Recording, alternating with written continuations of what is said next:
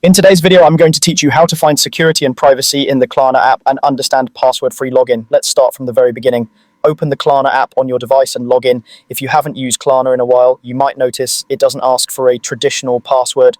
Instead, Klarna uses one-time verification codes. When you tap to sign in, a unique code is sent to your email or your phone number. Enter that code to complete the login.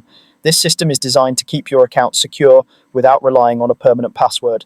A couple of quick tips here. Make sure you have access to the email inbox or phone number linked to your account, and keep those details up to date in case you get a new device or number. If the code doesn't arrive right away, check your spam or junk folder for email and ensure your phone has a stable connection for text messages. Never share a verification code with anyone. Klarna will not ask you to read it out to support.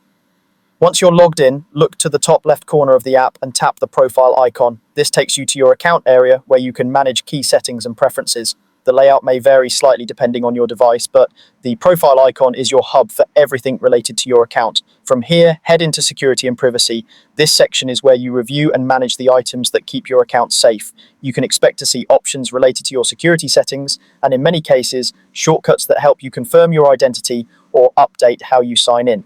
It's also a good place to confirm the contact details Klarna uses to send those one-time codes. If you switch emails or phone numbers, come back here to make sure Klarna can still reach you the next time you sign in. Now, an important clarification. Klarna does not use traditional passwords for login.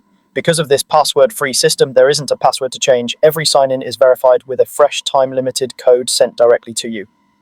If you're used to changing passwords regularly, think of this as replacing that habit with making sure your contact info is current and that your device is secured with a screen lock.